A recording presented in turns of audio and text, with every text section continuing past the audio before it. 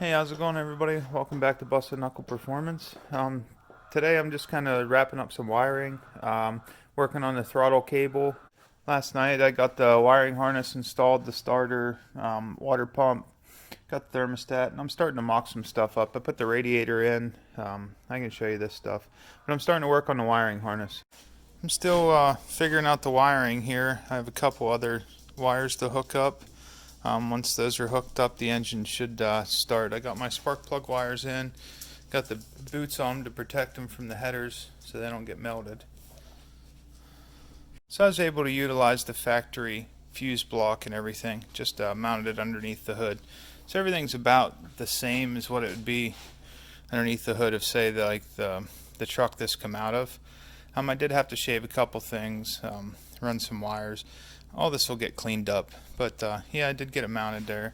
The computer will be mounted down in here. I have the computer removed right now. I have to remove the vats off of it and stuff, but I mean, this is what the engine looks like, guys, right now.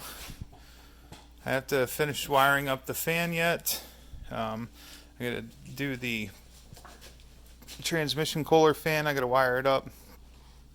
I still have to hook up the OBD2 port, run the exhaust. I got quite a few things.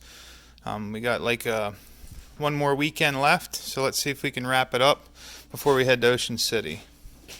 So there, I got the water pump all installed. I've got a new thermostat in. I put a 160-degree thermostat. Lingenfelter is who actually makes this thermostat here. Put an alternator on. The alternator I ordered was a TYC, and it got damaged during shipping, so hopefully it works. If not, I'm going to have to call and get a replacement. So I'm trying to figure out a way to mount up my transmission cooler up to the front of the vehicle. I'm going to have to build some sort of brackets here. So that's what I'm trying to figure out right now. But this is how it's going to look. So the trans cooler is going to sit up in here. And the lines are going to come through that hole there and connect. There's the thermostat, inline thermostat. So I just got to find some brackets or build some brackets, come off the core support there and hold this out. So that's where we're going to mount it at. I got all the torque converter bolts in place there, so got them all tight. There's the new starter in place. I'm just wiring up the starter now. So I ran everything out of the cross member here for the starter. It comes out and goes back up through. It's really hard to see, but it goes back up top. Alright, to catch everybody up to speed on what's going on here so far, I'm trying to hook this shifting linkage up. This is actually out of the Trailblazer. So I'm trying to hook it up to the 4L80E. If you can see there, I got a bolt and I got the 4L80E piece. And this one snaps right into it. So also, it's perfect length for right there to bolt it in. I'm going to have to cut a hole in the floor to run that up through. In reality, I would like to cut a smaller hole than this one, but we'll see. I'll see if I can find some garments or whatnot for it. I mean, that is a pretty big sized hole to cut in the floor.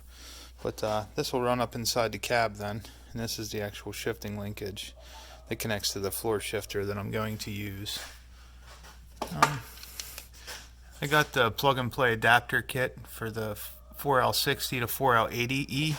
The other thing is it has another speed sensor on it. Remember I was telling you it has two speed sensors. There's the other one.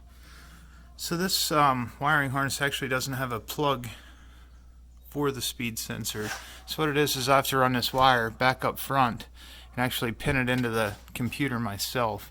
That way it can register that it has this speed sensor on the transmission here for accurate speed. That's what I've been working on. That and just trying to get the wiring harness tucked into place. Yeah, I think it's going to work pretty good. There's park, there's reverse, neutral, third, or drive, second, and then there's one more gear, first. So yeah, that whole setup should work pretty good once I get the floor shifter installed here. Probably going to be cutting a hole like right about there in the floor, running the cable up through. Alright, so I got the floor shifter installed into the truck. I have it mounted into the floor. We drilled some holes and threw some bolts in it. This is the shifter out of the Trailblazer. It works pretty good. Push it in.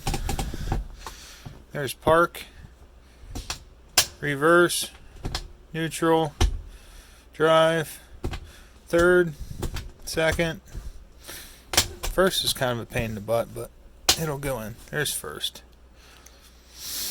First, second, third, drive, neutral, reverse, park. That's what the floor shifter is going to look like. I'm going to take the pin out of that one and actually take it off the column, but there's the floor shifter installed.